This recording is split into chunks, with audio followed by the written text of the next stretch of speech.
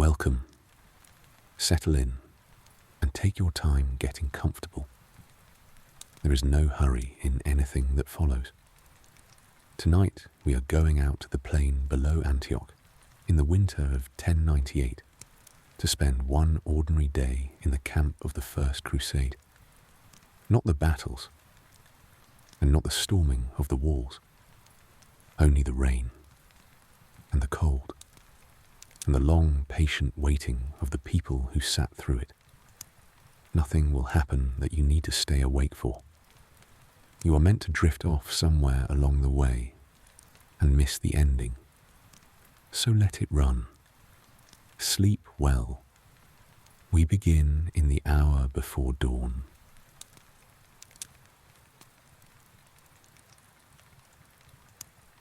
It is the hour before dawn outside the walls of Antioch, and the camp is sleeping. You wake beneath a heavy woolen cloak in a low tent of waxed canvas, and for a long moment you do not move at all. Rain is falling, as it has fallen for most of a month now, a soft and patient rain that taps along the roof of the tent, a hand's breadth above your face, and runs down the slope of it and drips somewhere near your feet. The ground beneath your straw is cold. The air smells of wet cloth and wood smoke and horses. Beyond the canvas, the whole great sprawling camp of the pilgrimage lies still in the dark, and nothing is asked of you yet.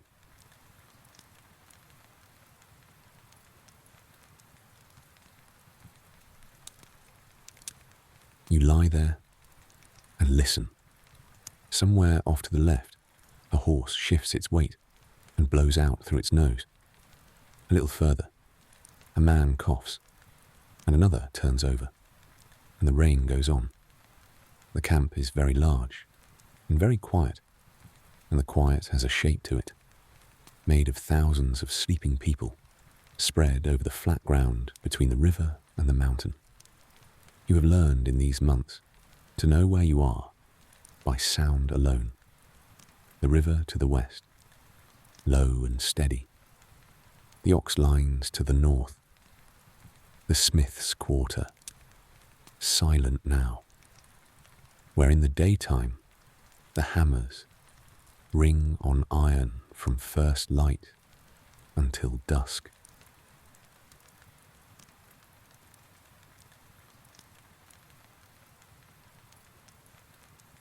Then, faint and thin through the rain, a bell.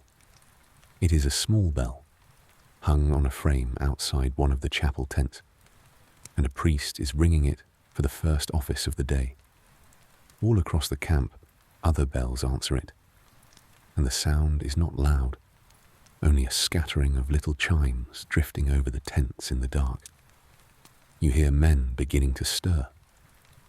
Someone builds up a fire, and it hisses and catches. A voice says a few words in Provençal, and another answers in a Norman French so different you catch only half of it. And both men laugh softly, and the day has begun.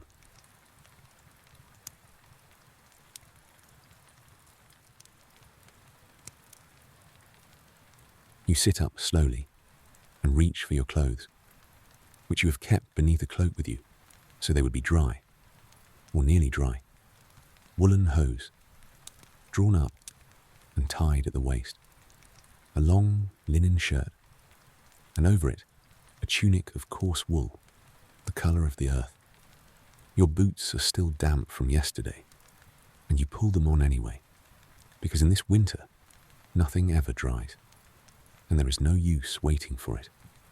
Over all of it goes a hooded mantle, heavy and greased with wear, which turns the rain for perhaps an hour before it gives up and lets the water through. And by now you know the hour it gives up, almost to the minute.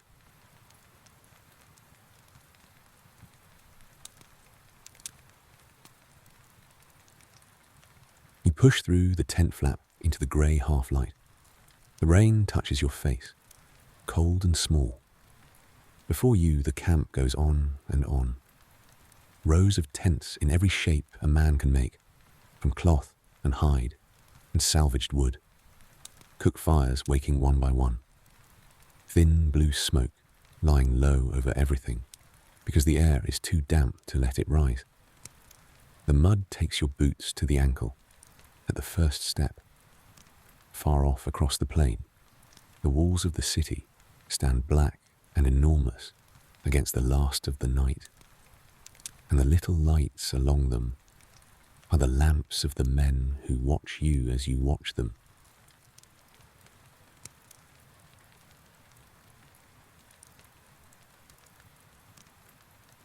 Your first walk of the morning is always the same, and it is to the horse lines. He is standing where you left him, under a lean-to of stretched hide, head low, and when he hears your step, he lifts it and turns one dark eye toward you. You put your hand flat on his neck and leave it there a while. He is thinner than he was in the summer, and you are thinner too, and neither of you says anything about it. There is a little barley today, which is more than there was yesterday. You hold it while he eats, and the rain comes down on the both of you. And this is the quietest part of your day.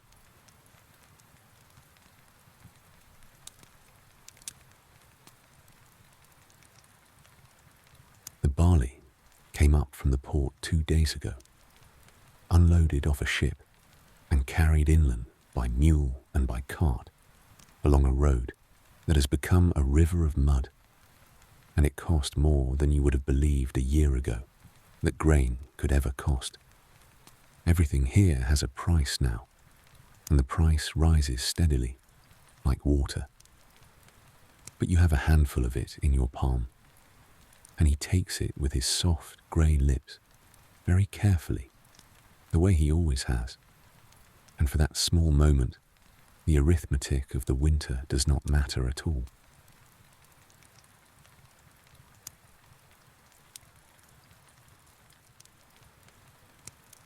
You remember him as he was when you rode out from home, glossy and difficult, too full of himself to stand still while you mounted. He carried your armour and your baggage, and you both across half the world, and never once went lame. There are far fewer horses in this camp than there were in the autumn. The lords have lost theirs, the knights have lost theirs, and men who rode into this valley on good animals now walk with the foot soldiers and say nothing about it. So you stand in the rain with your hand on his shoulder a little longer than you need to.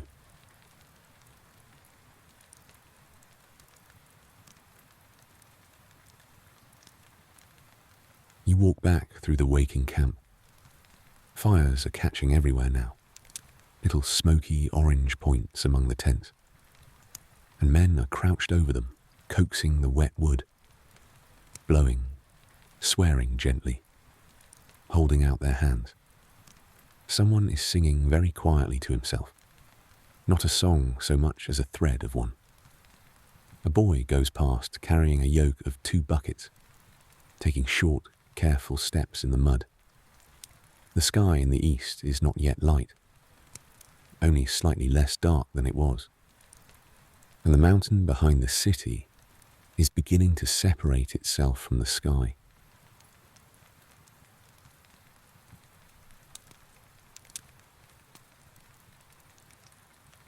The water comes from the river and from a stream that runs down out of the hills, and fetching it is one of the small, unending labours of the camp. Nearer the water, the ground has been trodden to a black soup by 10,000 feet.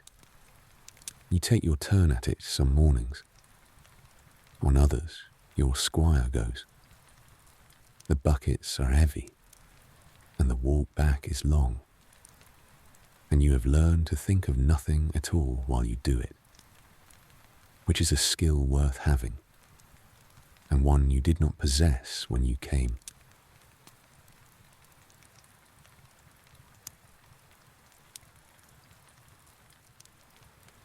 You wash your face and hands in water, so cold it is like being struck, and it wakes you more thoroughly than anything else will.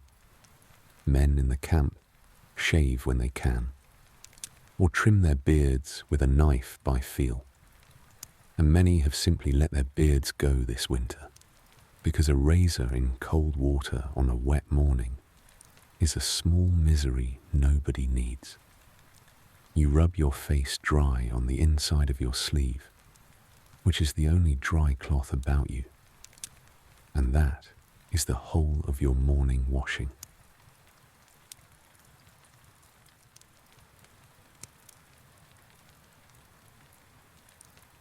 Not far off, in a wide tent open at one end, a priest is setting out for Mass.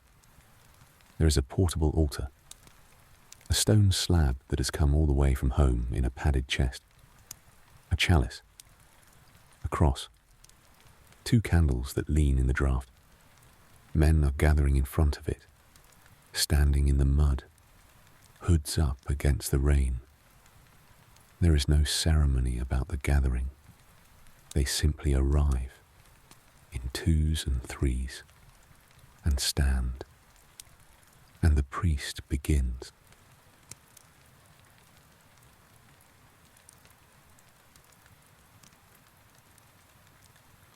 The Latin goes over the crowd in the dark, and most of the men do not understand a word of it, and it does not matter in the least. They know it the way you know the sound of your own house at night.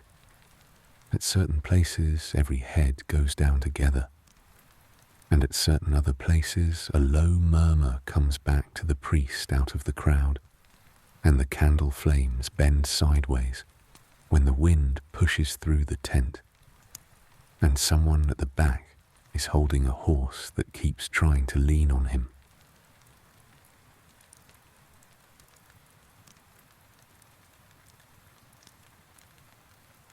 On the shoulder of your mantle, there is a cross of cloth, sewn there by hands you can still picture. It is red, or it was. The sun and the rain have taken it toward a colour with no name.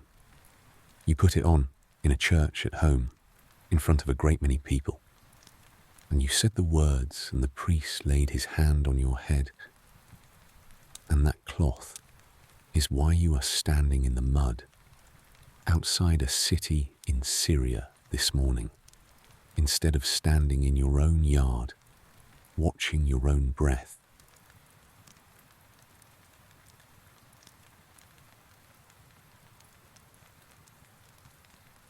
You are not, strictly speaking, a soldier here. You are a pilgrim who happens to be armed. That is how the priests put it, and it is how you have come to think of it yourself. This whole enormous straggling multitude is a pilgrimage that has been walking for 2 years, and the road happens to run through this valley, and the road happens to be barred. And so here you are, and here you wait. It is a strange thought to hold in your head, and on a cold morning, it holds you up.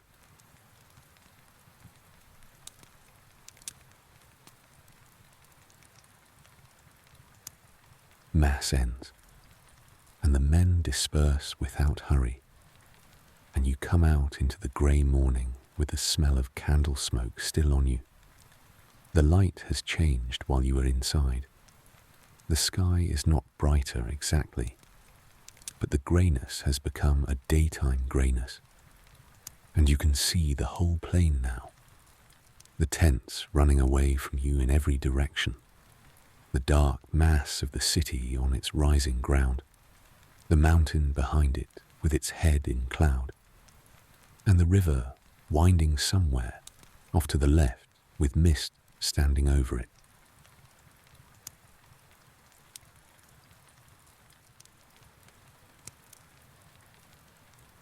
Then the morning meal, such as it is. You share a fire and a pot with 5 or 6 others, as everybody does. Nobody in this camp cooks alone. There is bread, if the bread has come. More often, there is a flat cake of whatever grain could be had, cooked on a stone. There are beans. There is sometimes a little dried meat, cut very small so it goes further. And there is a great deal of hot water, flavoured with what it has been boiled with, and drunk gratefully, because it is hot.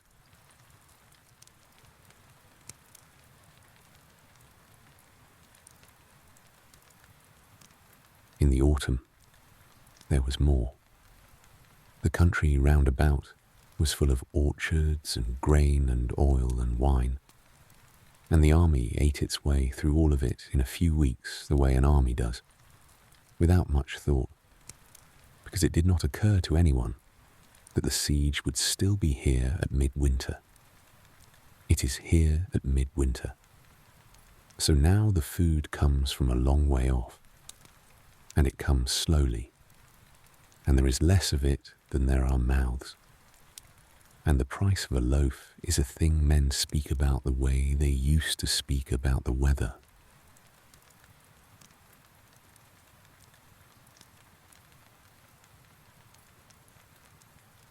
You have learned to eat slowly. It is a skill, and the men who learned it early are in better temper than the men who did not. You hold the bowl with both hands for the warmth first, and you take small mouthfuls, and you let each one sit.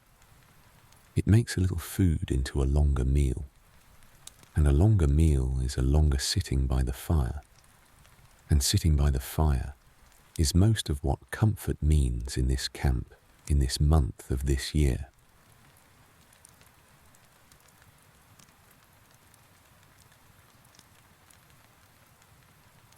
The men round your fire are these: your lord, who is a knight of no great fortune, with lands not far from your own, and who is quieter than he was.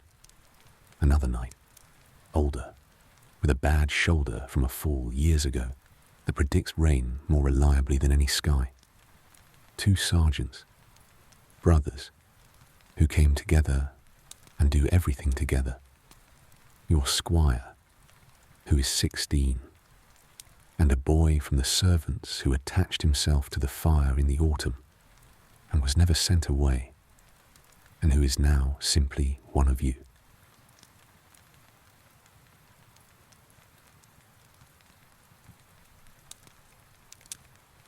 Your squire's day is longer than yours, and he never complains about it in a way you are meant to hear.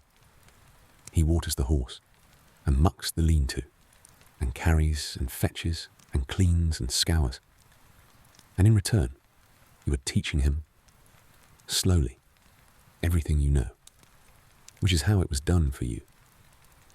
He is very good with the horse, better than you are. He is homesick in a way he thinks he hides. When he laughs, which is often, the whole fire lightens.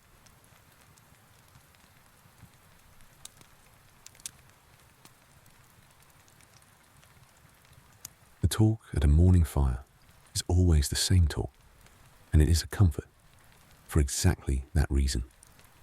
The weather, and whether it will break, whether the mud will dry, what came up from the port, and what it cost, whether the foragers found anything in the hills, whether it is true, as somebody's cousin's lord's man says it is, that ships are coming, whether it is true about the roads. Nobody believes any of it entirely, and everybody listens to all of it, and the fire burns down and gets built up again.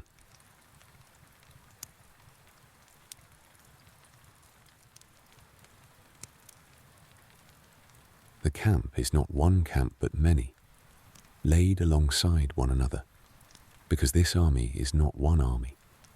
The Provençals of the Count from the south of France are gathered in one quarter, and they cook differently and speak a tongue the northerners find comic.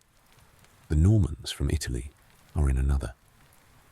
The men of Lorraine and the Rhineland are in another, and the Flemings and the Normans out of Normandy, and the men of Brittany and Blois and Champagne have each their own ground, their own lords, their own priests, and their own opinions about everybody else.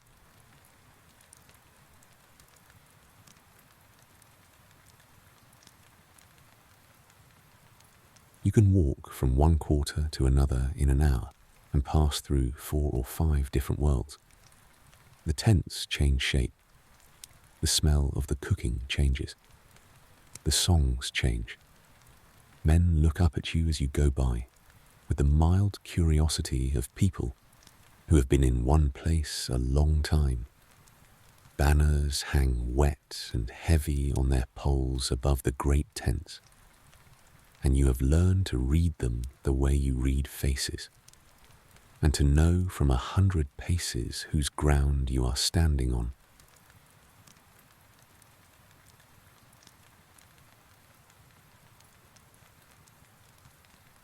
The Lord's pavilions are the landmarks of this country. They are large and round and brightly striped when the light catches them, and pitched a little apart with an open space before them where men come and go all day. Outside, the largest of them, there is always a knot of people waiting. Messengers, petitioners, quartermasters, priests. The bishop who came with the army from the Pope has his chapel near the middle of the camp, and men speak of him with real affection, because he is the one who holds this enormous, quarrelsome thing together.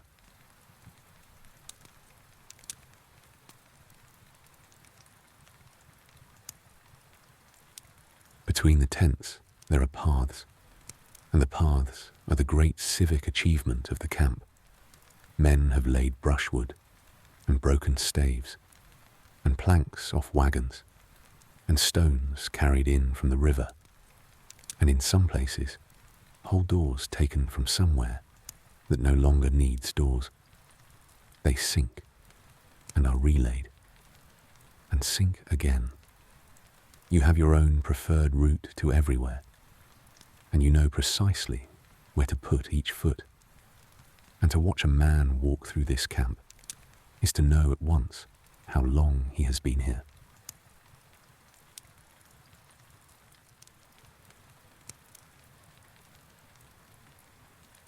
The camp has a smell that you stop noticing in about the 3rd week.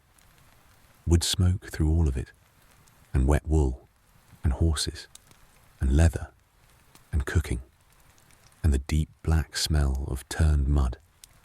And beneath all of that, the thing that comes of many thousands of people living close together on ground that cannot drain. When the rain comes hard, it washes the whole plain, and for an hour afterward, the air is astonishingly clean, and men stand outside their tents and breathe it in and say so to one another.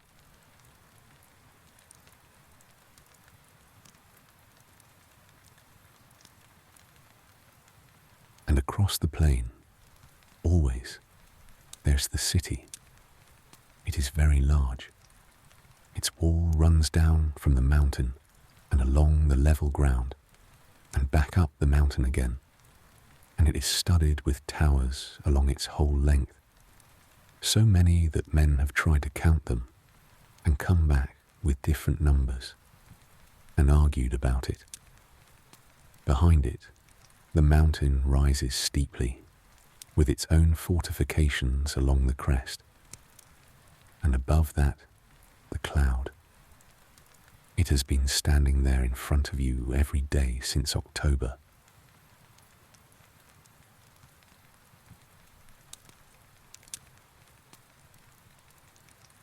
In the mornings, the walls are grey and flat like a painted thing. By afternoon, when the light comes from the west, they turn a soft, warm colour, and you can see the individual stones and the little figures moving along the top. There are gates and bridges over the river and roads going in.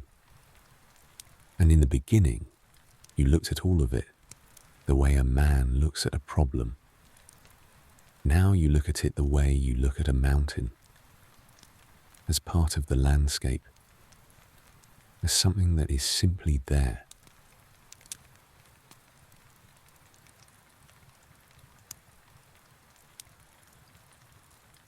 For a siege is not what the songs say a siege is. It is mostly waiting. It is many months of standing about in weather, of fetching and mending and feeding and doctoring, of small routines carried out with great seriousness, of long stretches in which absolutely nothing happens, and the chief event of a week is a cart arriving. The work of your day is domestic work: cloth, leather, iron, grain, fodder, wood, water. And the real labour, the one nobody warns you about, is patience.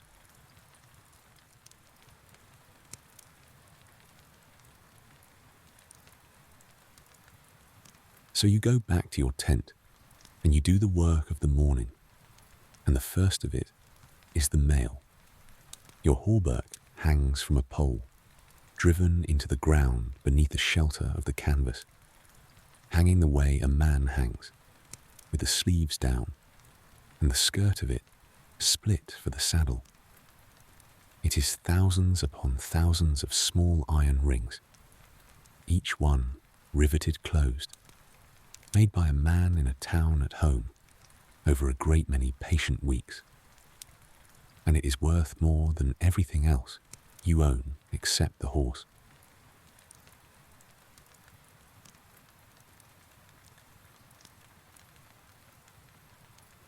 The enemy of the mail in this country is not any man on that wall. It is the rain. Iron in a wet winter goes orange in days, and orange iron becomes weak iron, and weak iron is a bad thing to be wearing. So every morning that you can, you tend to it the way you would tend to an animal. And there is a sort of peace in the job because it is entirely within your power to do it well.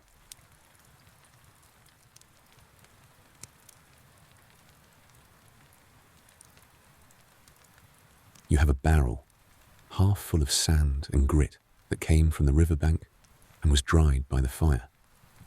You roll the hauberk into it and put the lid on and turn the barrel over and over, and the sound it makes is a long, dry, hissing rush, thousands of rings shifting against sand. You turn it, and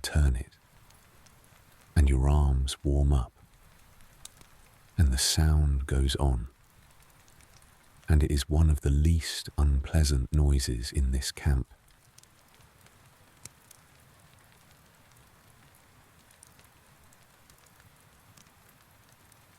Then out it comes, and you shake the sand from it, and the iron is grey and clean and dull again.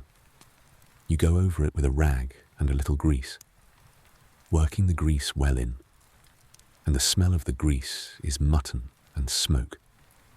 Your hands go black.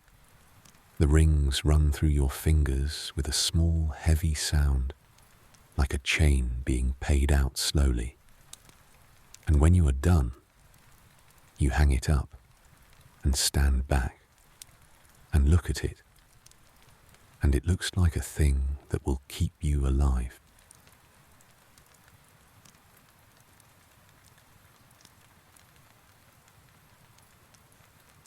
Where rings have broken, you set them yourself if you can. A broken ring is opened with a pair of pliers. A new one is worked into its four neighbours, and the little rivet is closed with a hammer against a small anvil, and it takes far longer than you would think, and your eyes ache afterwards. For bad damage, you take it down to the smith's, where a man who has done nothing else since he was 9 years old will do in a quarter of an hour what would take you an afternoon.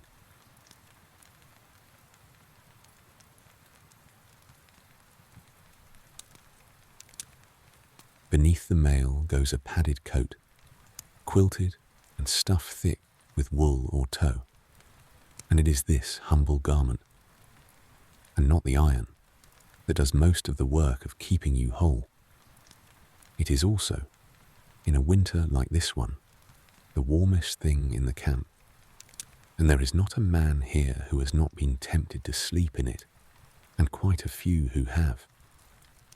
It stinks. Everything stinks. You have stopped noticing that too.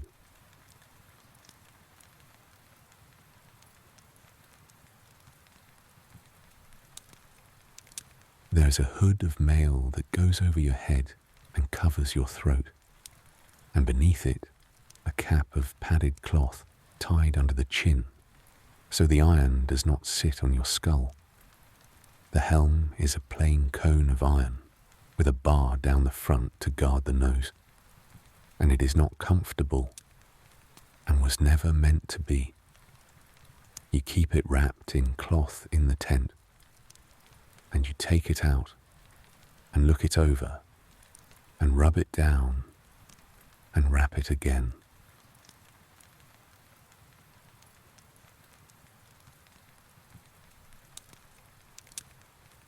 Your shield is long, rounded at the top and tapering to a point at the bottom, made to cover a man's leg when he is up on a horse. It is boards of light wood, glued and pegged, faced with hide and covered with a skin of gesso and painted, and bound about the rim with rawhide to stop it splitting.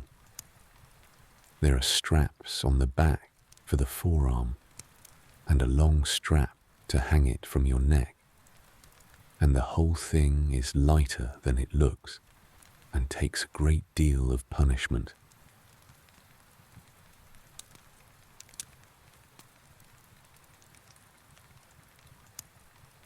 The paint on it is chipped and scarred and has been touched up twice by a man in the camp who does that work for a price. And the second time, he did it a little differently, and you have made your peace with that. You check the rim binding, and the rivets of the straps, and the boards for splits, and you keep the whole of it under cover, because a shield that has been left out in this rain is a shield that will come apart in your hands.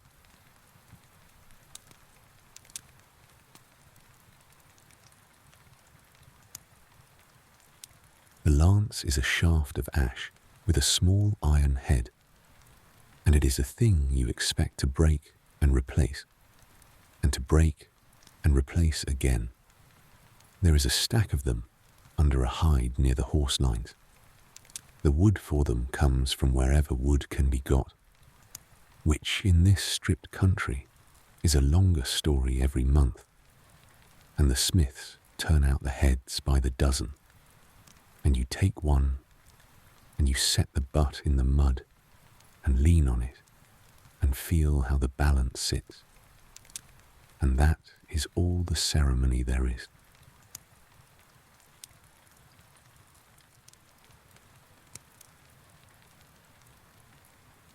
The sword is different. The sword is the one thing you own that has a history.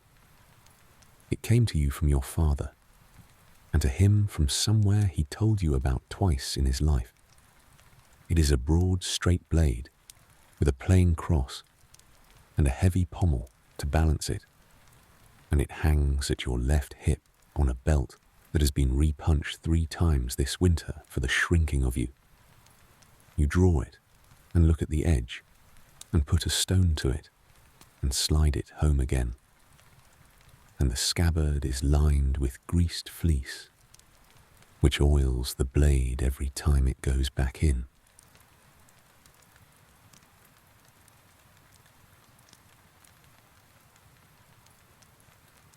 You also carry a knife, and the knife is the thing you actually use. It cuts your bread and your leather and your thread and your nails and the rope and the meat and the bandage and the tent cord. It sharpens your sticks and pries out stones from hooves and opens your letters and does perhaps 100 small offices a day. And if you had to give up everything but one edged thing, no knight in this camp, if he were honest, would keep the sword.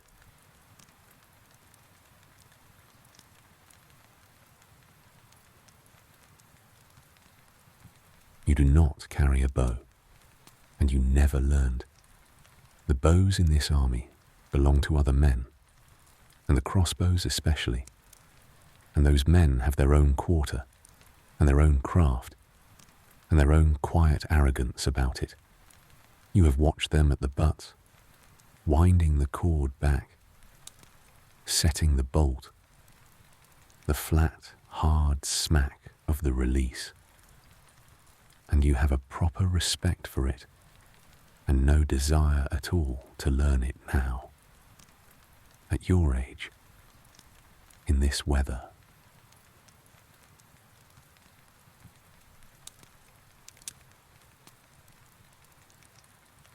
Back to the horse, because it is always back to the horse.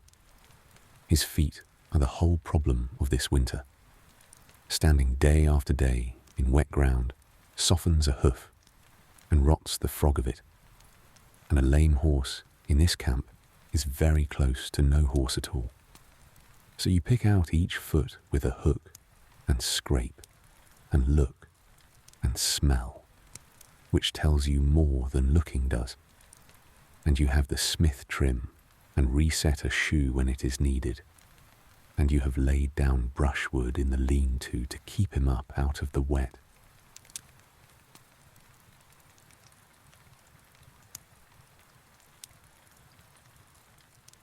Then you groom him, and this takes as long as you can make it take. A wisp of twisted straw, and a curry comb, and long strokes along the lie of the coat. He leans into it. Under the coat, you can feel more of him than you could in September. The shoulder blade, the shape of the ribs, and you work over him steadily and think about nothing. And he stands with his head down and his lower lip loose.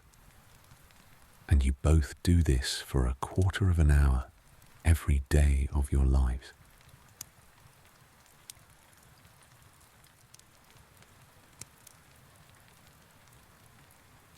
The harness is leather, and the leather is losing this winter, as surely as the iron is. You go over it with grease whenever you can get grease. The saddle has a high bow before and behind, made to hold a man in place. And its tree is sound, but its stitching has been redone twice. Girth, stirrup leathers, bridle, reins, the strap that carries the shield. You check each of them by hand, running your fingers along, feeling for the place where it has gone soft and thin.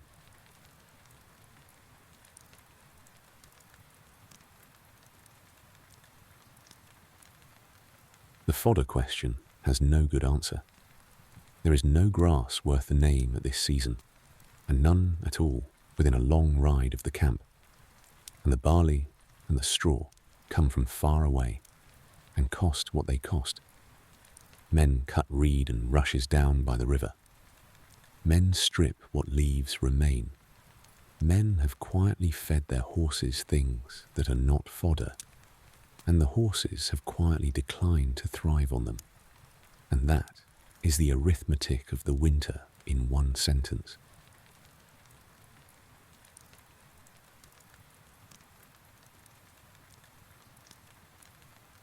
There were thousands of horses in this valley in October, and there are a great many fewer now, and most of them did not die in any dramatic way.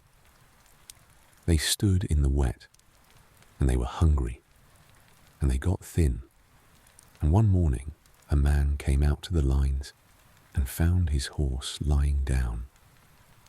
That is all. Men do not speak much about it. When you pass a man leading his horse to water, you will sometimes both nod and mean by it something that would take a paragraph to say.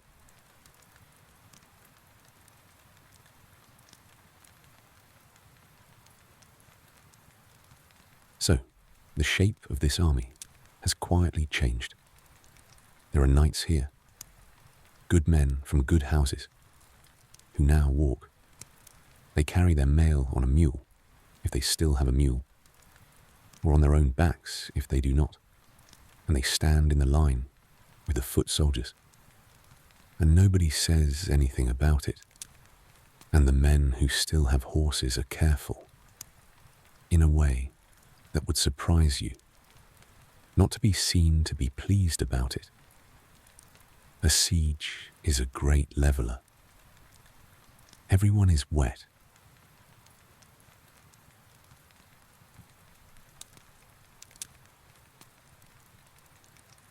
In the middle part of the morning, you take your turn at the works.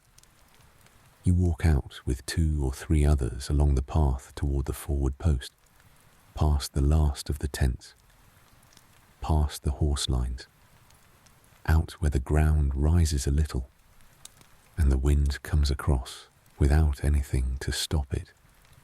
The city gets larger with every step, which is a thing you have never entirely got used to, and by the time you are there, it fills most of what you can see.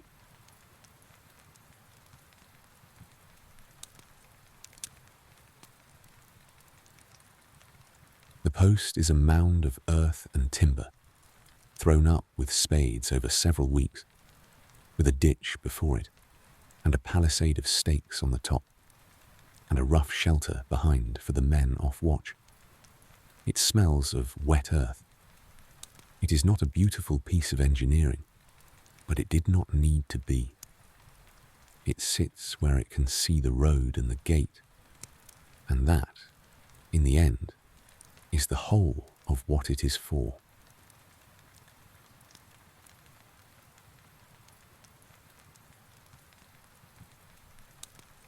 And then you stand and look for several hours. This is the duty. There's a stretch of muddy road and a gate in a wall, and beyond the wall, the roofs of a city going up the hill, and you watch it. Nothing happens. Now and then a figure moves along the top of the wall. Now and then a bird goes over. The rain comes and stops and comes again. You shift your weight and change hands on the spear and go on watching.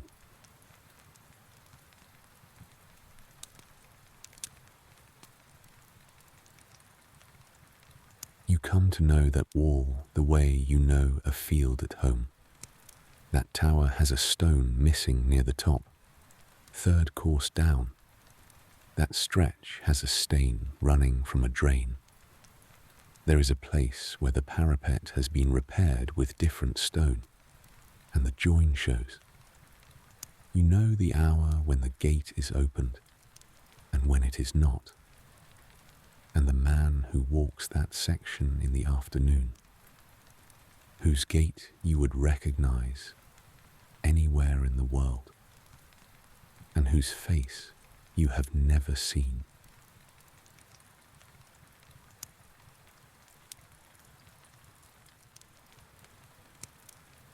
There is a strange intimacy in watching people for months. They are the enemy, and it is a fine word. And up on that wall, they are men doing exactly what you are doing. Standing in the rain, looking at somebody, wishing the watch were over. They have a city to eat their way through, and you have a plane, and neither of you is going anywhere. And sometimes a man up there raises a hand to a man down here in a gesture that means nothing anyone could name.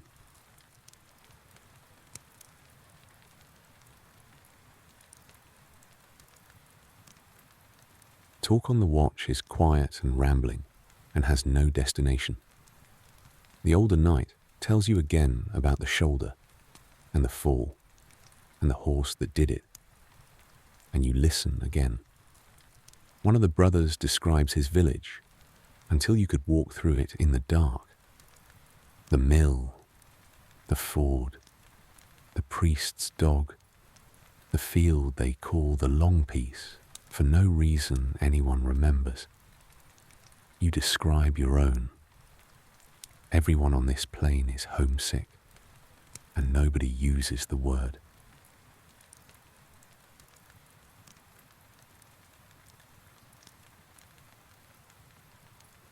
From up here, you can see the whole camp laid out below you, and it is a remarkable sight when the light is right.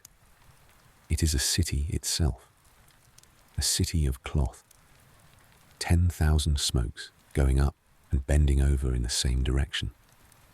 The paths worn pale across the mud between the tents, the horse lines, the ox lines, the little clusters where the markets are, the great pavilions with their banners, and beyond it, the river running silver grey, and the mist standing in the low ground.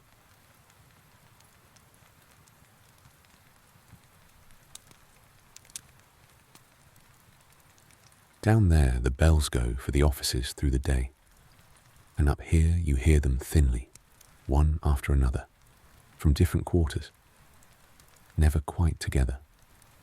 That is how you keep time. There are no clocks in this valley. There is the light, and the bells, and the changing of the watch, and the meals, and your own stomach. And those 5 things between them have kept 10,000 people on the same schedule for 4 months.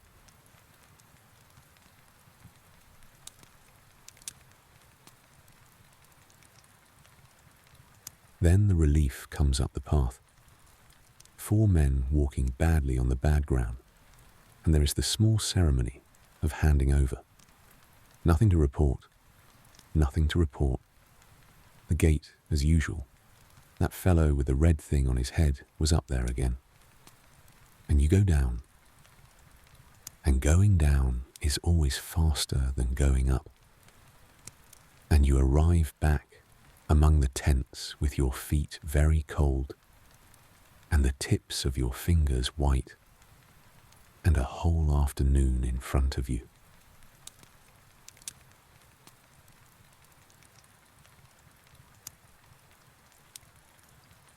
It is worth saying plainly that on most days nothing happens. There are days in this siege that men will tell stories about for the rest of their lives, and this is not one of them, and this is not most of them. Most of them are this: cold, wet, long, occupied with small tasks, ending in the same fire, and the same bowl, and the same straw. And it is by these days, not the other ones, that the thing will be decided.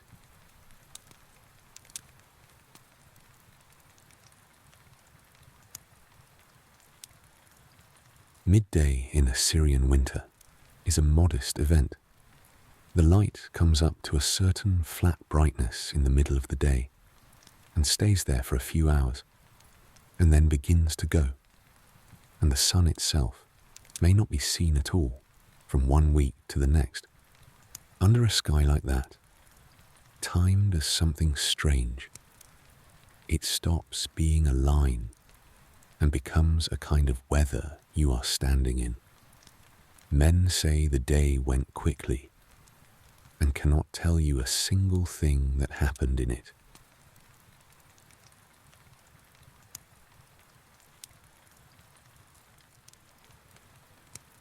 On some days, you do not stand a watch at all, and instead, you ride out with the foragers.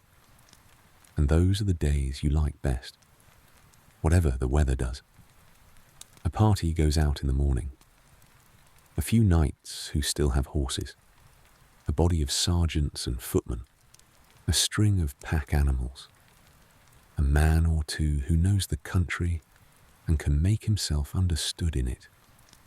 You go out along the valley with the mud sucking at every hoof and the camp falling away behind you.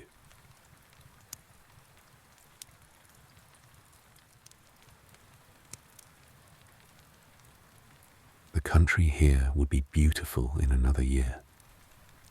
The valley is broad and green even in winter, with the river winding through it, and reeds along the banks and herons standing in the shallows like grey old men.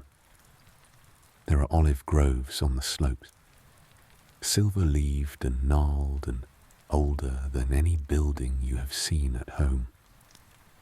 There are orchards and vineyards on the terraces, and all of it, for a long way in every direction from the camp, has been eaten.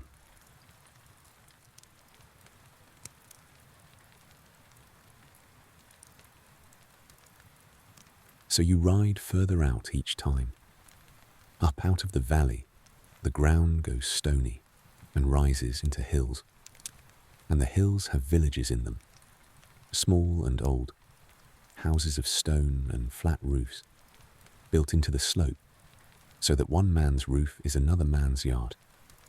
Many of the people in them are Christians, Armenians and Syrians, who have lived in this country under one ruler or another for longer than anyone can say, and who regard the arrival of an enormous hungry army from the far west with a caution you cannot honestly fault.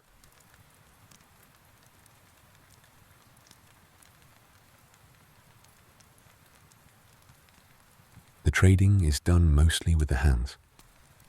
You hold up a coin. A man holds up a measure. He shakes his head. You shrug. He says something to a woman in a doorway. She says something back. Somebody's boy is fetched who has a few words of Greek, and a priest with your party has a few words of Greek. And between the two of them, and a great deal of pointing and arrangement is arrived at, and both sides are moderately dissatisfied, which is how you know it was fair.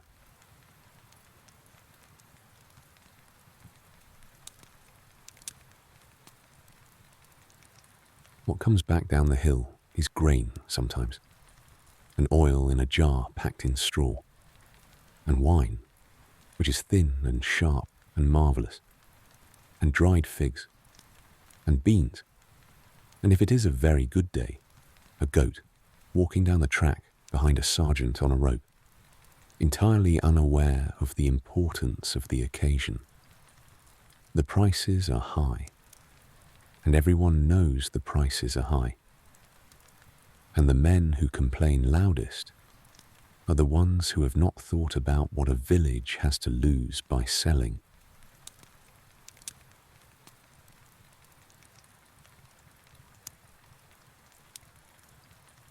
The pack animals are loaded, and the loads are lashed and checked and adjusted, because a load that shifts on a hill track will cost you the whole afternoon, then down, slowly, the way you came, in single file, where the path is narrow, with the water running off the rocks beside you and the smell of wet thyme coming up wherever a hoof crushes it. Nobody talks much on the way down. Everyone is calculating how long it will last.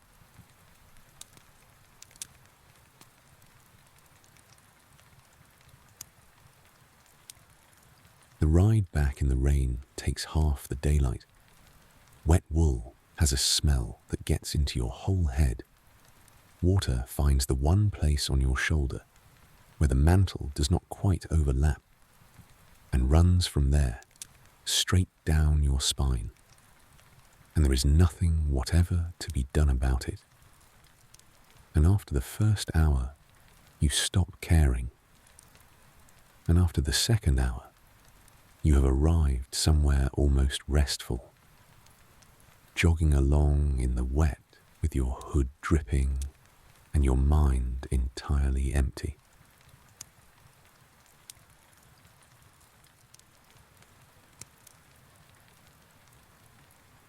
There is another road you ride sometimes, the road down to the sea. The port is a good half day off at the mouth of the river, a small place with a harbour that was never built for anything like this, and the road to it has been churned by everything the army owns until it is less a road than a decision to keep going in a particular direction. But at the end of it, there is the sea, grey and enormous and moving. And the first time you saw it after the summer, you sat on your horse and looked at it for a while.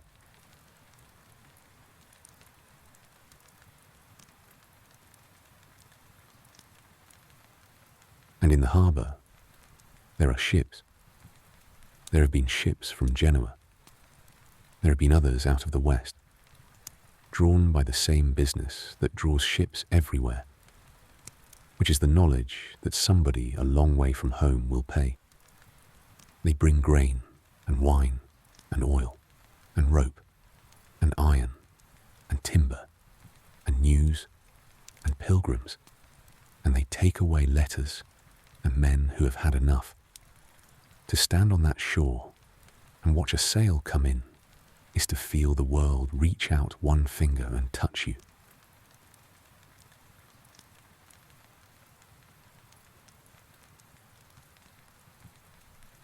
Because of the ships, there is a market in the camp, and the market is a wonder in its own small way. Merchants follow armies as gulls follow a plough, and they have come here from everywhere, and they have set up under awnings and out of the backs of carts and on cloths spread over the mud. They will sell you flour and salt and dried fish, nails, needles, thread, a strap, a cooking pot, a pair of boots off a man who no longer requires boots.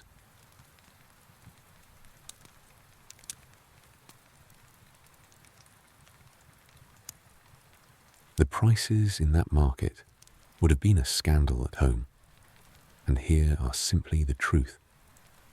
A measure of grain costs what a man would have paid for a month of it in the autumn. Everyone knows the reasons. Everyone recites them. The reasons do not make the bread cheaper. So men sell what they have.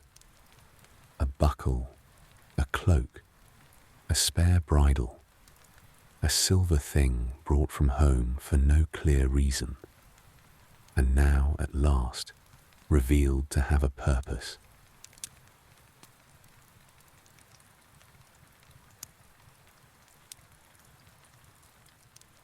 You keep your money in a purse inside your shirt against your skin, and you know exactly what is in it without looking, and you count it far more often than a wise man would. You came out with a great deal more than this. Between the road and the winter, it has gone the way money goes when there is no way to make any more of it. What is left is for the horse, and for grain, and for the smith, in that order, and you have already decided which things you will sell next, and in what sequence.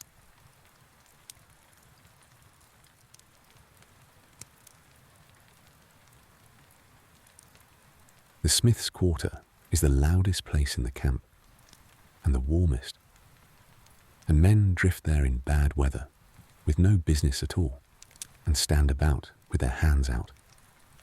There are forges under open sheds, charcoal glowing, bellows going, and the noise is a constant irregular ringing, high and hard, that carries right across the plain. They make and mend everything. horseshoes, nails, lance heads, arrowheads, rings, buckles, hooks, pot handles, and the great iron parts of the machines.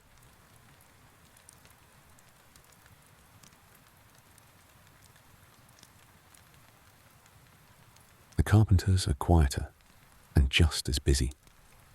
There are men in this camp who spent the autumn building things you would not believe out of whatever timber could be got. Engines to throw stones, mantlets to stand behind, ladders, frames, a bridge of boats laid across the river. The good timber has long since been used, and they work now with salvage and green wood and complaints.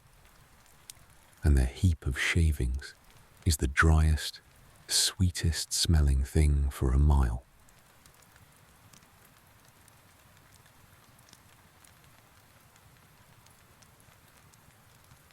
Beside them are all the other trades the camp has grown for itself. Fletchers with their bundles and their glue pot, rope makers walking backwards along a line, twisting, a man who mends tents, sitting cross-legged under a stretched awning with a curved needle and a palm guard, sewing patch over patch until the original cloth is only a rumour. Cobblers, whose queue never ends, because this mud eats boots. A saddler, a man who does nothing but make and sell charcoal.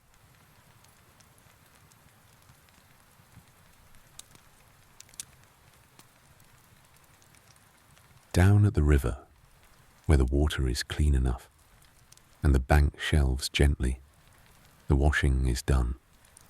Women work there most days, kneeling on stones with their sleeves pushed up, beating and wringing and spreading the cloth on the bushes in whatever wind there is. And it is the most ordinary sight in the world, and therefore the most extraordinary thing in this valley. There are a great many women in this camp. Not one of the songs will mention them.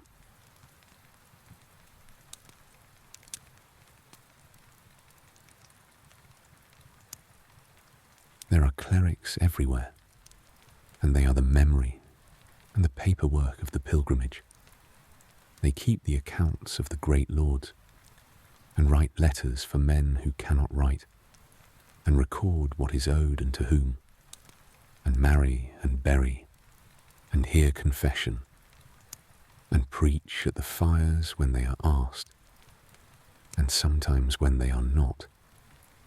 And a few of them are writing down what has happened here, day by day, for reasons they might struggle to explain.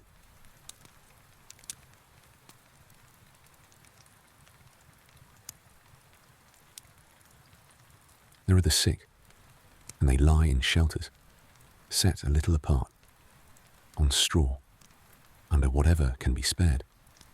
The winter has done what winters do to people, who are cold and wet and hungry, coughs that go down into the chest and stay there, fluxes, fevers, old wounds that will not close. They are cared for, patiently, by whoever is there, their own men, priests, women of the camp, sometimes a physician of sorts. You look in on a man from your own country every few days and sit with him a while and say very little.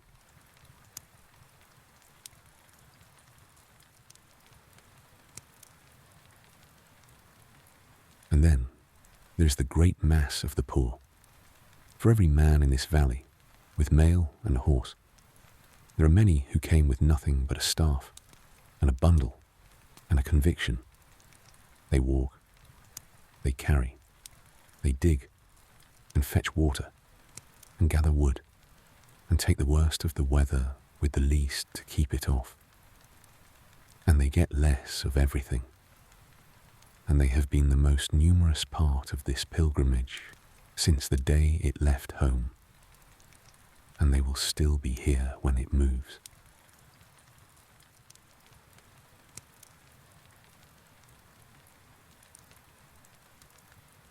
There are children in the camp. Some came with their families, and some have been born on the road, which is a thought that takes a moment to arrive at properly. They run about between the tents in the mud in a state of unbothered filth, and they have the run of the whole place, and they are used by everyone as messengers and errand runners, and they know the camp better than any lord in it. Their games are the games your own children play, adapted with tent pegs.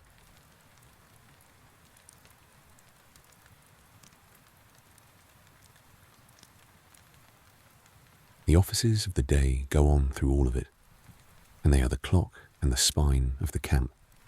Before dawn, at first light, in the middle of the morning, at midday, in the afternoon, at dusk, and last thing at night, the bells, and the priests, and the men who go, and the men who mean to go, and do not.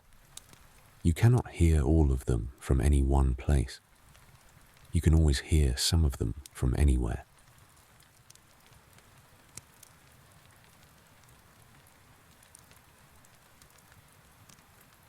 In the middle of the day, the market is at its busiest, and it is worth walking through for the pleasure of it if you have nothing to do. There is barter as much as coin. A man is trading a bag of nails, one nail at a time, with the gravity of a bishop. Two men are arguing pleasantly in three languages about the value of a knife.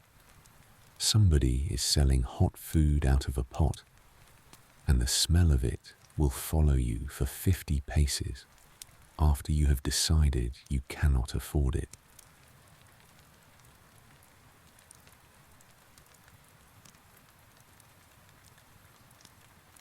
The animals of the camp are a population of their own.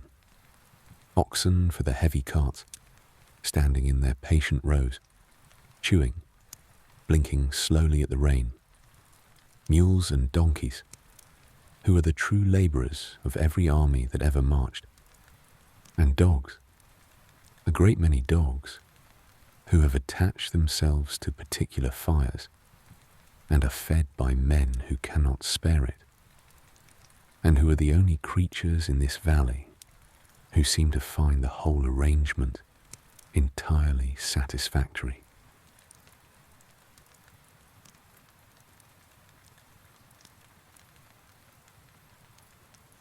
Every so often the weather relents.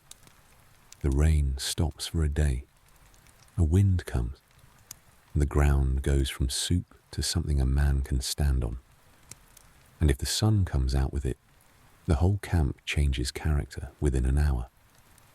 Bedding appears on every rope and bush.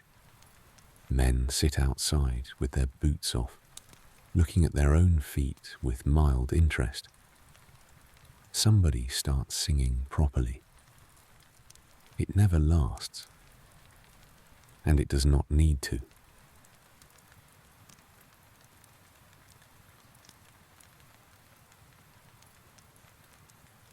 On one of those afternoons you take everything out of your tent and look at it, and it does not amount to much, and there is a satisfaction in that.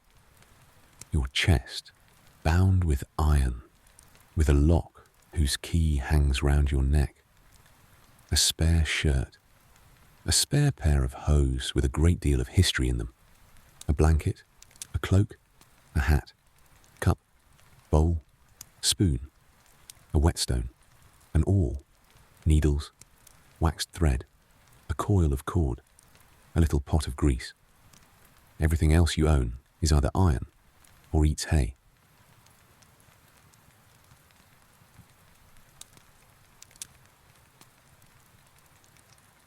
In the chest, there are also the things that have no use at all. A wooden comb, which was a gift, a small cross of no value, that a priest at home blessed and pressed into your hand, and which you have kept dry through 2 years and a great many rivers. A hank of ribbon, and a stone, a plain one, picked up from your own yard the morning you left, because you thought at the time it would be a foolish thing to do, and did it anyway, and have been glad of it since.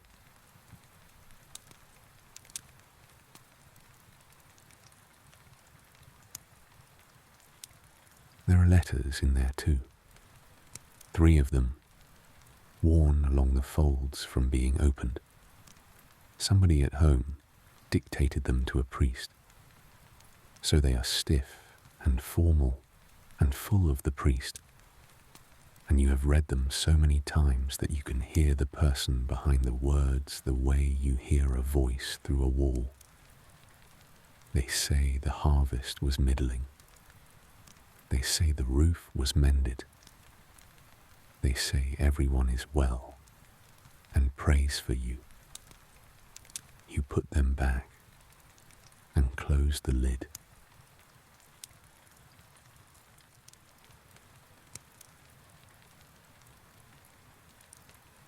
There is a particular hour in the afternoon when the work is done, and the light is going, and nothing is required of you, and the mind goes home entirely on its own, without being sent.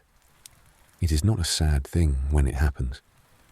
You sit on the chest with the tent flap open, and your hands round a cup of hot water, and you are, quite suddenly and completely, standing in your own yard on a winter morning at home.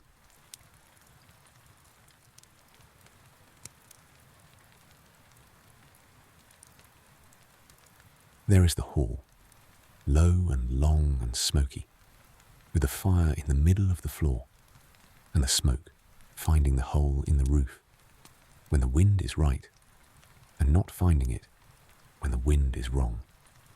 There is the hard swept earth, the boards laid on trestles at meals and stacked against the wall between them, the dogs under the table, the smell of wood smoke and ale and stored apples, and the roof timbers going up into the dark, where you have never in your life been able to see clearly.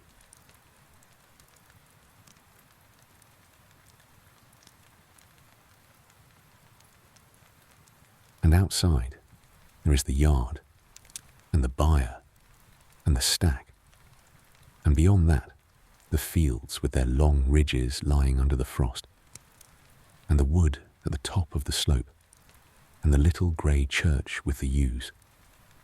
At this time of year at home, there is not much doing in the fields.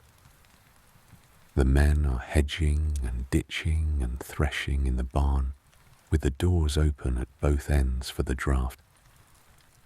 And the year is turning over slowly, with its face to the wall, waiting.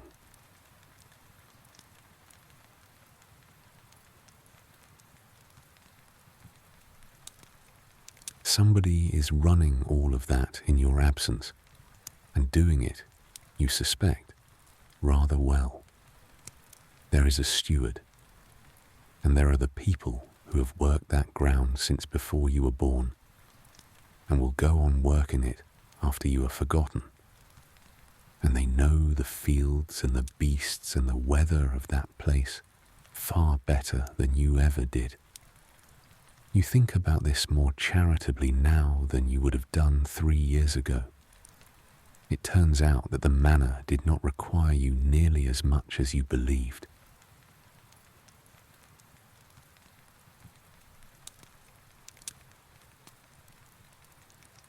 The church at home is small and old and cold, and the priest is a local man who farms his own strip like everyone else, and whose Latin, if you are honest, is not much better than the Latin you have picked up by ear.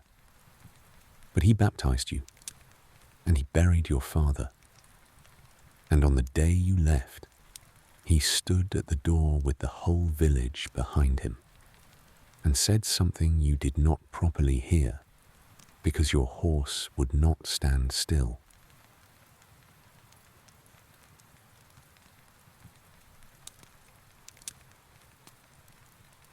the news came to that village the way all news came, late and by way of 3 other places. A man had heard a preacher at a fair. A priest had a letter from a house in the next county. The Pope, they said, had called a great council in the south and had spoken there about the Eastern Christians and about Jerusalem.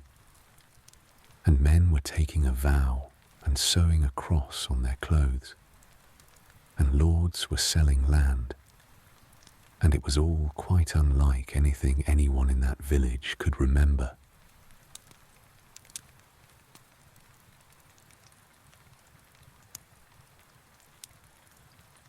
You never heard him yourself. Almost nobody in this valley heard him. What reached your country was the echo of it, carried by preachers who had heard it from preachers.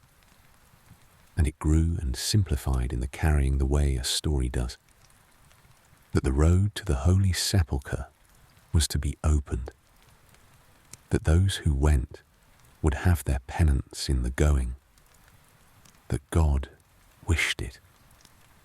What men actually believed on the day they took the vow was probably as many different things as there were men.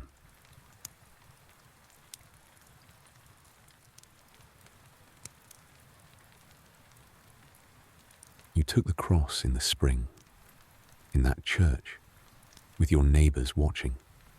Cloth was cut and sewn to the shoulder of your mantle, and the words of the vow were said, and you knelt on stone you had knelt on all your life.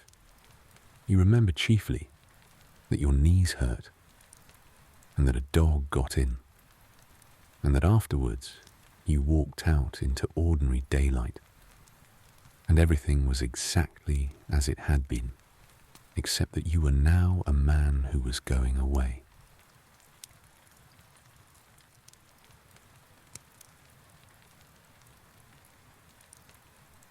Ask a man at any fire in this camp why he came, and you will get an answer, and the answer will be true, and it will not be the whole of it. For your sins, most say, and mean it, to see the Holy Sepulchre, because his Lord went, because his brother went, because there was nothing at home for a younger son, because he had done a thing he could not undo, and this was the road offered him. You are not certain even now which of those is yours, and it has ceased to seem an important question.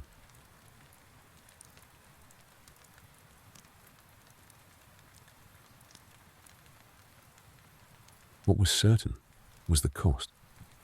A knight does not simply walk out of his gate. There is the mail, and the helm, and the shield, and the arms, and the horses. And a knight who is doing the thing properly wants more than one horse, and gets fewer than he wants. There is the squire, and his keep, and the pack animals, and the tents, and the tools, and food for a journey nobody could measure in advance. It is the price of a very great deal of land, spent all at once on a road.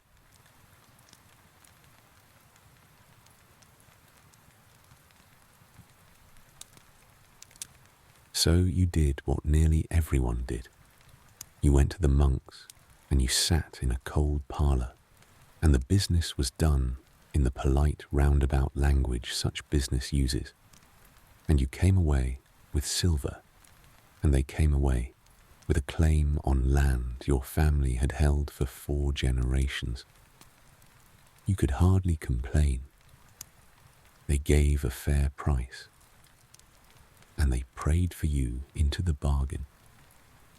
But you signed with a steadier hand than you felt, and you have not written that fact in any letter home.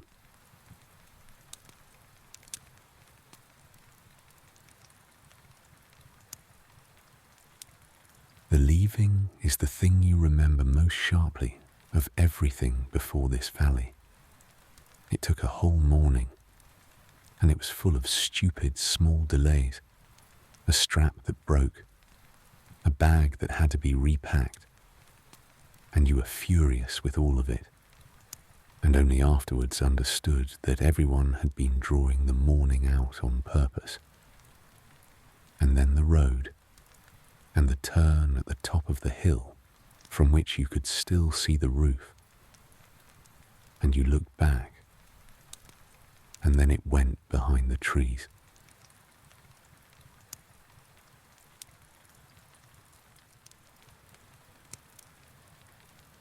The journey out was a season of its own. Roads and rivers and passes and towns, whose names you have already begun to lose. Bad fords, good abbeys, cheap bread and ruinous bread. A horse gone lame in a place you could not have found again on any map. And everywhere, joining the road, more people, whole households, carts, priests, a lord with 200 men, an old woman walking with a stick, all of them heading the same way, until the road itself began to feel like a country.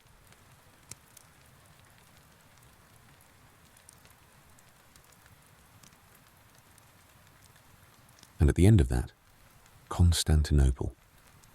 There is no describing it to somebody who has not seen it, and every man in this camp who has tried has given up in the middle. Walls beyond walls, domes, streets paved and running with water, columns with men of bronze on the tops of them, standing there since before your country had a name, churches with the gold going up into the dark, and a smell of incense in the stone. You came from a hall with a hole in the roof, and you stood in that city, and you did not have the words. You still do not.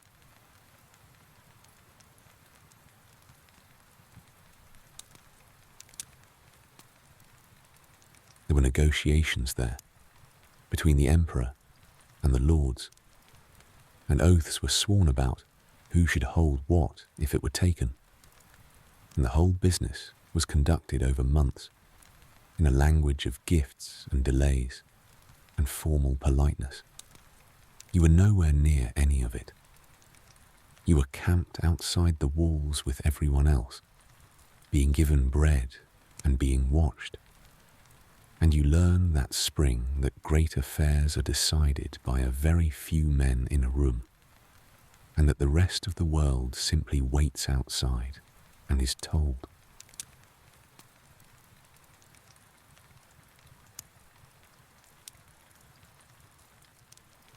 Then across the water into Asia, and the first city, and the long siege of it, and the summer coming on.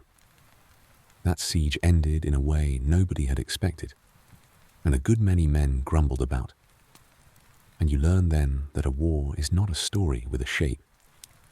It is a series of things that happen, some of them anticlimactic, and afterwards men arrange them into a shape and tell it that way. And the arranging begins about a week later and never stops.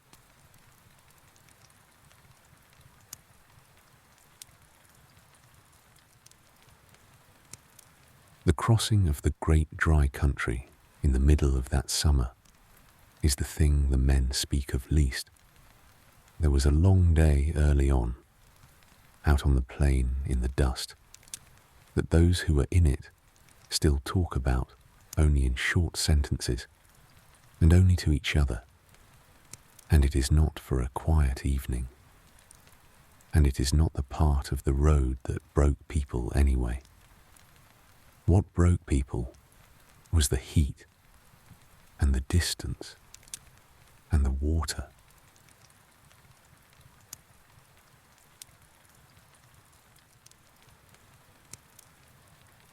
That country is a high plateau, brown and bare, with a sky enormous over it, and it goes on for weeks. The wells were far apart, and some had been spoiled. The heat came off the ground, Men drank what they should not have drunk and were ill. The pack animals died first, and their loads were divided among those still standing, and armour was carried on men's backs. And then armour was left by the roadside, and then other things were left, and the column got quieter and quieter as it went.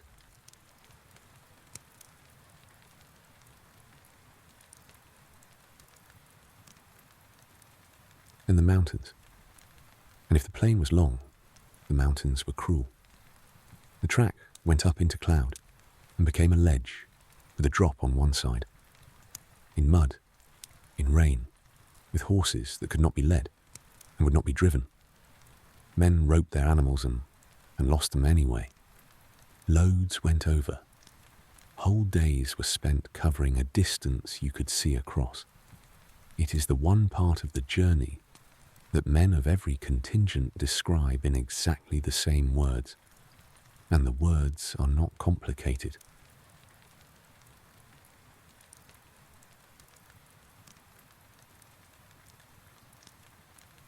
And then, coming down out of that, a green country, plains and rivers, and towns with fruit in them, and people who came out to look at you, and the astonishing sensation of ground that is flat. The column healed a little. Men who had not spoken for a week began arguing again, which is how you know an army is recovering. And in the autumn, you came over a last ridge, and there was the valley below you, and the city in it, with its wall running up the mountain, and the whole army stopped and looked.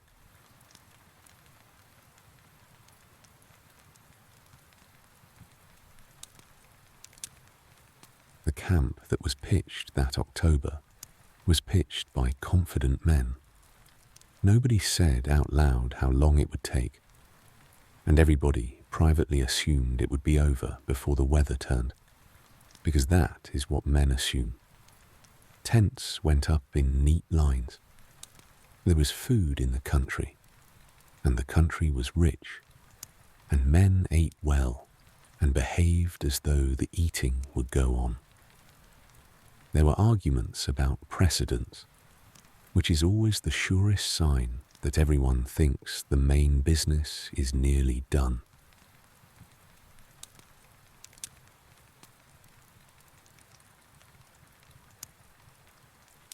Then October became November, and the rain arrived, and it did not stop. The neat lines became mud. The rich country was eaten through. The nights went cold, and the tents rotted where the cloth met the ground, and the water stood in every hollow, and the men who had assumed it would be over by the winter began, very quietly, to make arrangements for a winter. Nobody announced the change. There was simply a week in which everyone understood it.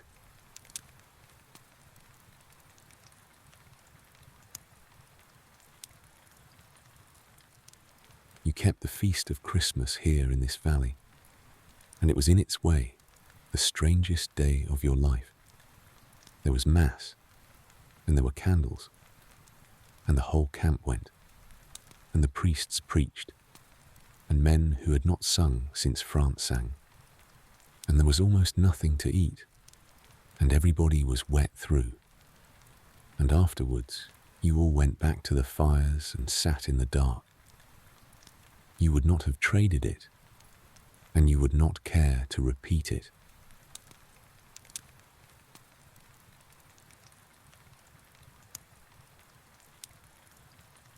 What this valley has taught you, more than anything about war, is how to wait. Not to wait for something, which is only impatience with a longer stride, but to wait the way a field waits. To let the day be the day it is, to do the small tasks in front of you as well as you are able, and to let tomorrow arrive on its own schedule. Half the misery in this camp is felt by men who are still refusing to accept the calendar.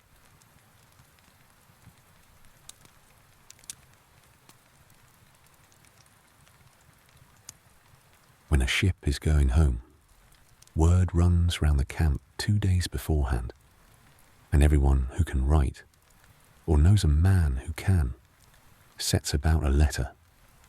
You dictate yours to a clerk who charges for it and is worth it. And the strange thing is how little of this you put in. Not the mud, nor the horses, nor the arithmetic of bread. You send greetings and ask after people by name and say that you are in health, which is true, and that all is well, which is a word doing a great deal of work.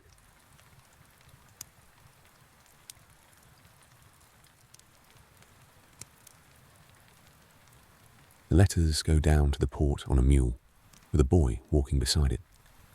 Then a ship, and weeks of sea, and a port in Italy, and a road, and another road, and a man at a door in a village, and a priest reading it aloud to people standing up. It may take half a year. It may not arrive. Both of you know this, the one who writes and the one who waits. And neither ever mentions it, and the letters go on being written.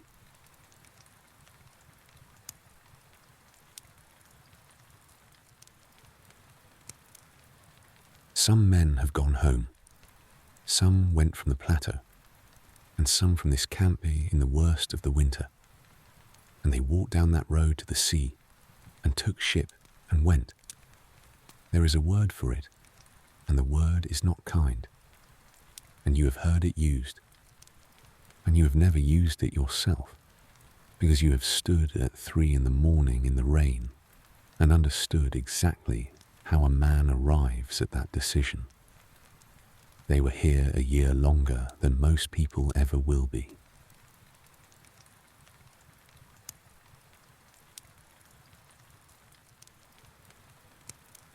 And Jerusalem, which is the reason for all of it, is still a very long way south. Weeks of road and cities and rivers and whatever is between here and there. It is spoken of at the fires the way men speak of heaven, which is to say constantly and vaguely and with enormous feeling and no detail whatsoever. You have stopped picturing it. You will look at it when it is in front of you. And until then, there is this valley, and this rain, and the horse, and the watch.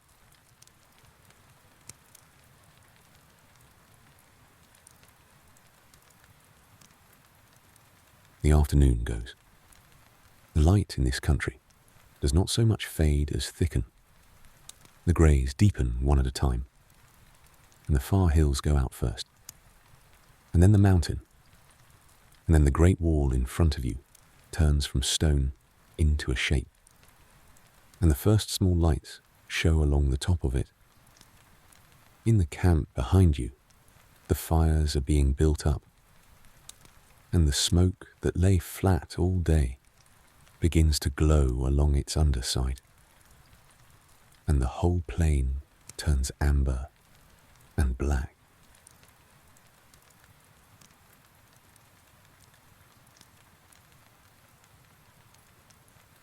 Evening stables, and the whole business of the morning is done again in reverse.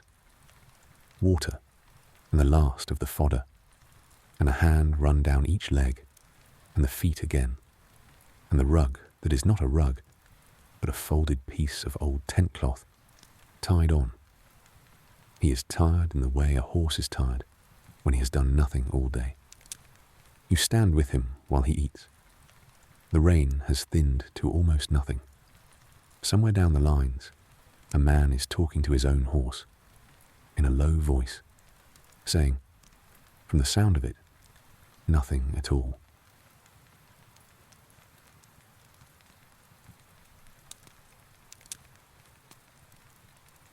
Wood is the last labour of the day, and it is a serious business now. Everything near the camp that would burn has been burnt.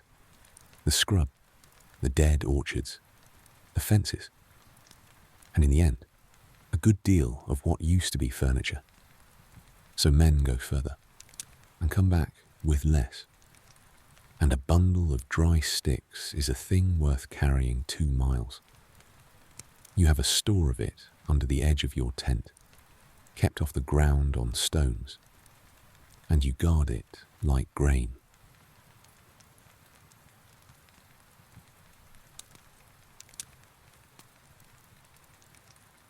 Then the fire is made up for the evening, and this is the 1 hour of the day that has any ceremony in it.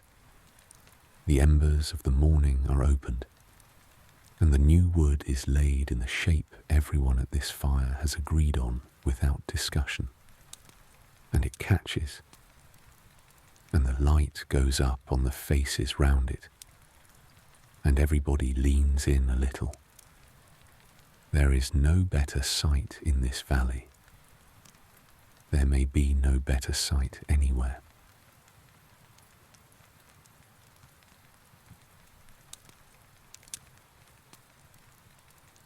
The bell goes for the evening office, and a good many of you go. The chapel tent is full at that hour, more than in the morning, because at dusk men want it. You stand at the back, where the wind comes under the canvas, and you say the parts you know, and the candlelight is on the priest's hands, and outside the last colour is going out of the sky. It takes very little time. Men come out of it, noticeably easier in themselves than they went in.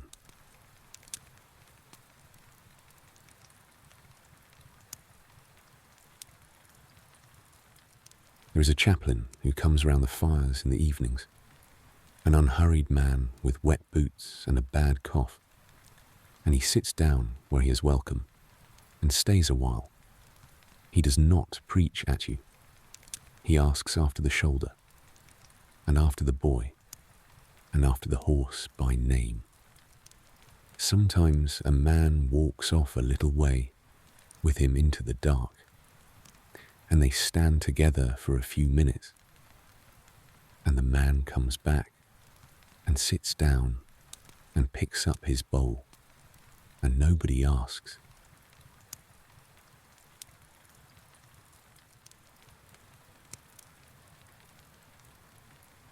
This whole camp has a penitent's habit of mind, and it has grown on the men over the winter without anyone deciding it. When things go badly, they are examined for meaning. Fasts are proclaimed and observed, which in this season is chiefly a matter of giving a name to what was going to happen anyway.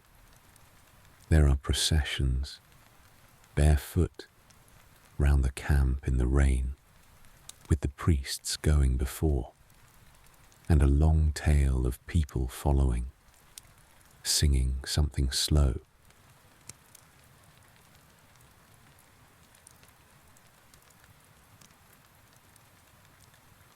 And there are prayers said at every fire before the food, in a dozen languages, some of them very short. You have prayed more in this valley than in all the rest of your life put together, and much of it in a manner no priest would call correct. For the horse, for a dry night, for the fellow with the chest that he sleeps, and once, at 3 a.m. in November, for nothing at all, simply the word please, said into the dark. It is not the piety you set out with. It may be a better one.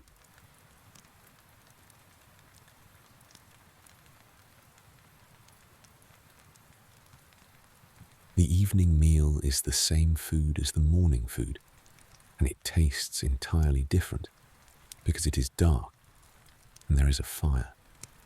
Whatever there was goes into one pot with water, and whatever herb the boy found, and it is stirred by whoever is nearest, and everyone watches it with the frank attention of people who are hungry. When it comes round, it is hot, and being hot is 9/10 of it, and the bowls come up to 6 faces at once.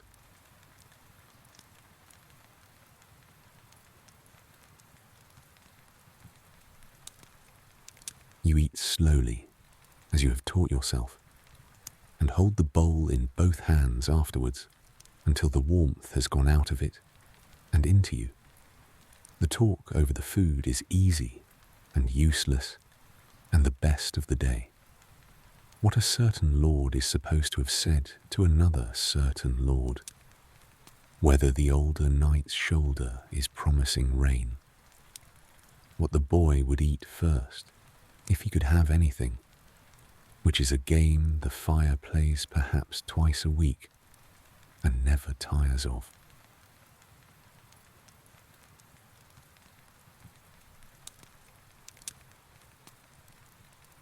There is one man at a neighbouring fire who can really sing, and on a good evening he is persuaded. His voice is not trained, and it does not need to be. He sings the long tales. A lord, a battle far away and long ago, an oath, a horn, a friend, a last stand in a mountain pass. Everyone knows the story. That is the whole point of the story. Men stop what they are doing across 3 fires and sit still, and the mountain and the wall stand over it all in the dark.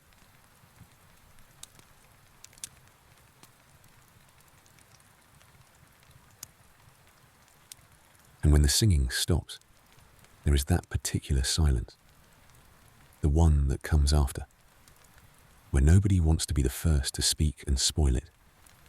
The fire ticks. Somebody puts on a stick. Somewhere off in the camp, a dog barks twice and stops. And then the older knight says something dry and ordinary, and the whole fire laughs more than it deserves. And the evening comes gently back down to earth.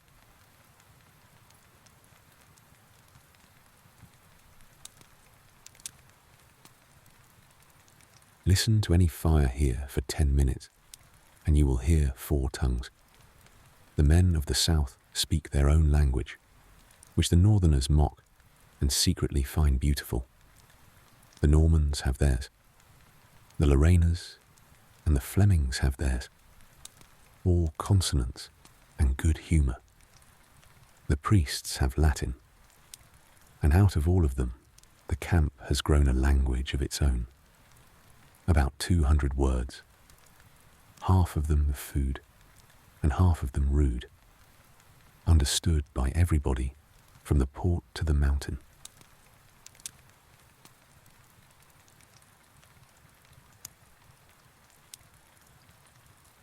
There is dicing, quietly, for small stakes, and mostly for the sake of the arguing. There is a man in the next quarter who plays chess and will teach anyone. Somebody is always carving something out of a scrap of wood, a spoon, a peg, a small figure for a child at home. And there are the long, slow tellings over of everything that has already been told, which is the true entertainment of every camp in the history of the world.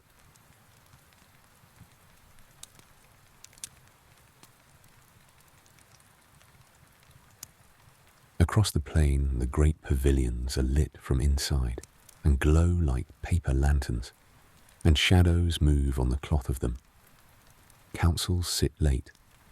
Men go in and come out, with faces that everyone in the camp will be interpreting within the hour. But from here, at this distance, in the dark, the Lord's fires and your fire look exactly the same, and the rain falls on both of them at precisely the same rate, and the whole valley is one arrangement of small lights under a very large sky.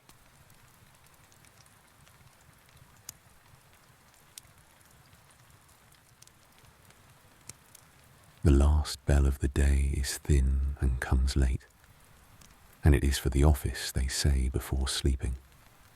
Fewer men go now.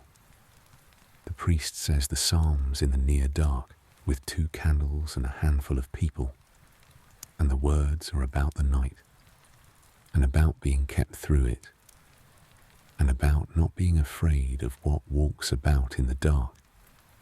And they were written a very long way from here, by somebody who evidently knew exactly what it is to lie awake.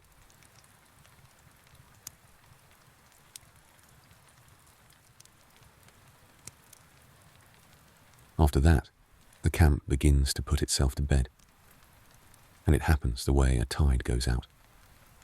The talk drops first, from talk to murmur to a word now and then. The movement stops next. Men who were crossing between fires stop crossing.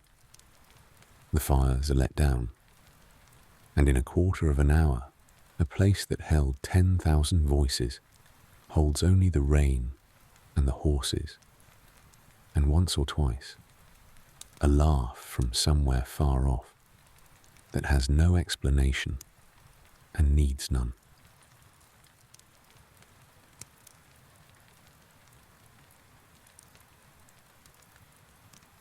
The night watch goes out.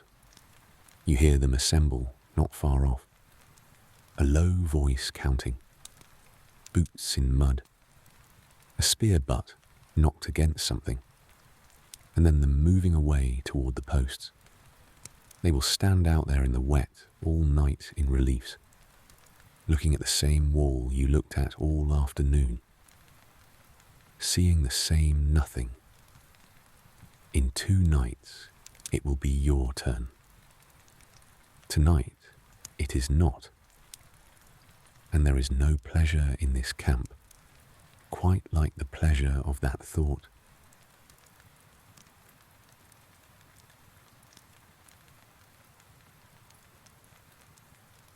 You bank the fire last of all, and it is done with care, because the man who wakes to a dead fire in the morning has an unhappy hour ahead of him.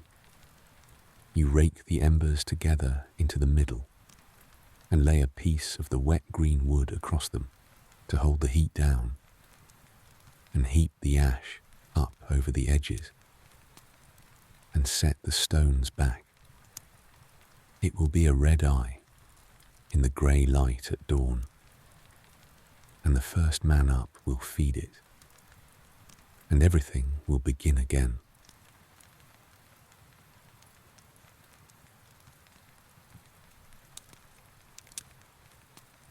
Then the tent.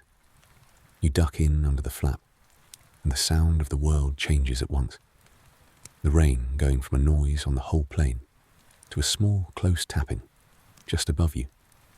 It is dark and low, and it smells of straw and wet canvas and leather and yourself. There is nowhere in this valley you would rather be. It has been a poor sort of house for 4 months, and it has never once let you down.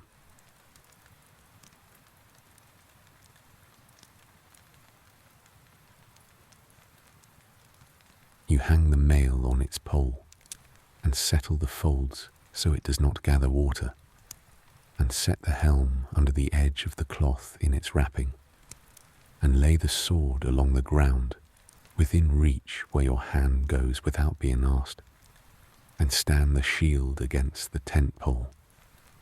Boots off, which is the great event of the evening, and set upside down on 2 pegs so anything living in them has to make a decision.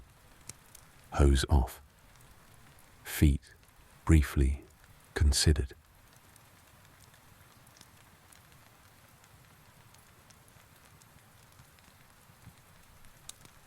You lie down on the straw with your cloak over you and the folded spare shirt under your head, and for a while nothing at all happens.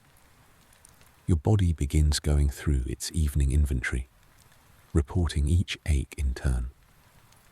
The shoulder from the barrel, the hip from the standing, The small, bright complaint of a blister on the heel that you will look at tomorrow, and not before.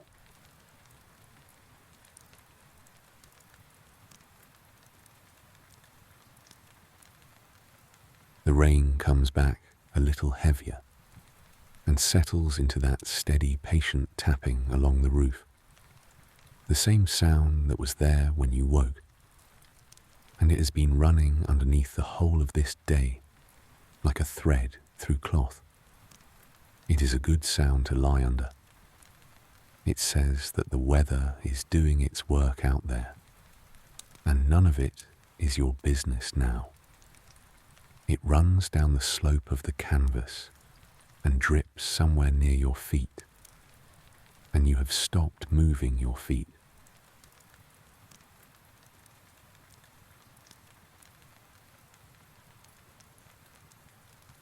Beyond the canvas, the camp makes its night sounds, and you know every one.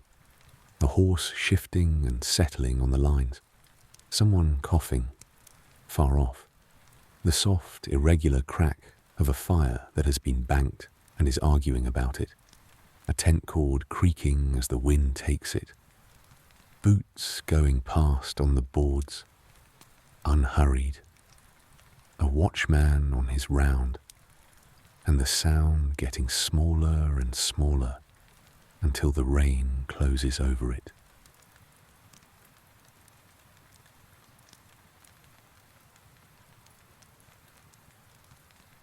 Out on the plain, the wall stands in the dark with its own little lights along the top.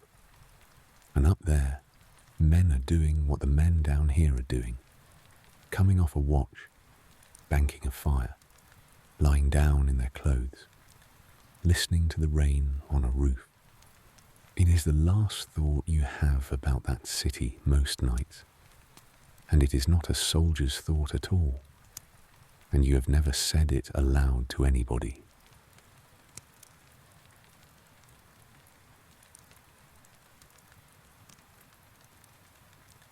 And then, home again, which always comes last, and always comes quietly. The hall with the fire in the middle of it, and the smoke going up. The hard, cold yard. The frost on the ridges of the fields. And the wood at the top of the slope, with the rooks in it. And the little church.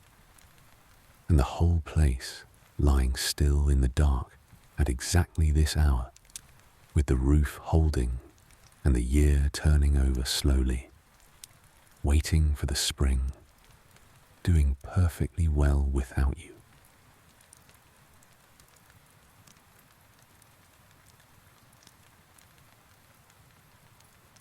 Tomorrow will be this day again, the bell before dawn, the horse, the cold water, the mass, the bowl held in both hands, the sand and the grease and the iron, the watch and the wall and the nothing, the wood, the fire, the pot, the singing if there is any, and the straw and the rain. There is a comfort in that which nobody would have believed if you had described it to them a year ago, and which you would not now be without.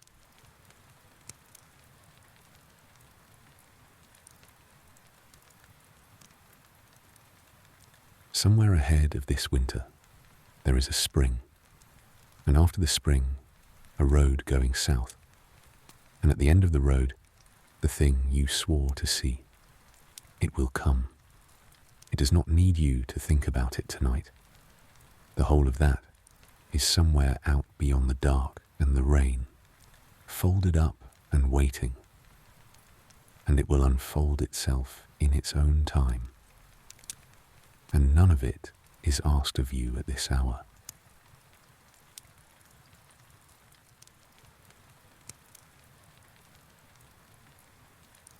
Nothing at all is asked of you at this hour. The horse is fed and standing under his hide with his head down. The fire is banked and holding. The mail is hung and greased and out of the wet. The sword is where your hand knows to find it. The watch is set, and other men are standing it, and they are awake so that you do not have to be, and tomorrow you will stand it so that they can sleep.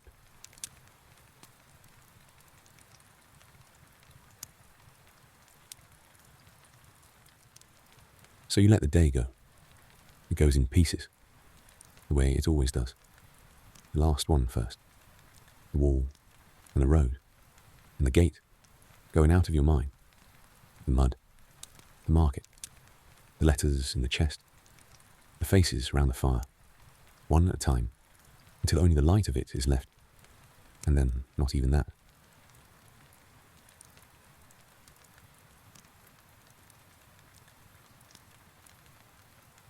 Your feet are warm now, which they were not an hour ago. Your hands have stopped aching. The straw has taken the shape of you, as it does every night, and the cloak is heavy across your chest, and your breath goes out slower than it goes in, and each time it goes out, you sink a little further into the ground under you.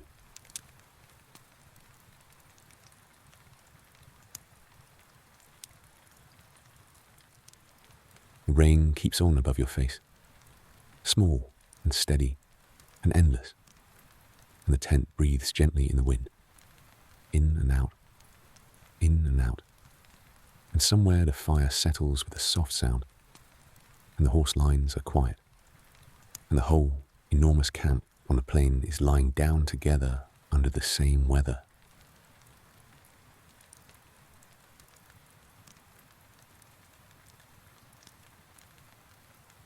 There is nothing to decide. There is nothing to carry. There is nothing to watch for. The morning will look after itself, as it has looked after itself every morning of this long, strange, patient year, and the bell will ring when it rings. And until then, there is only the dark, and the straw, and the sound of the rain.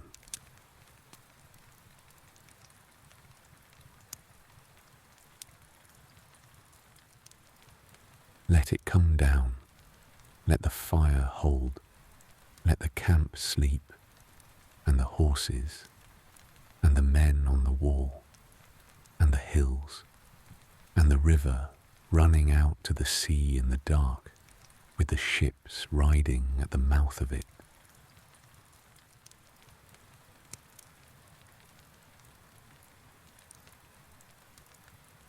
And you, here, warm at last, on the straw, under the cloak, with the rain on the canvas a hand's breadth above your face.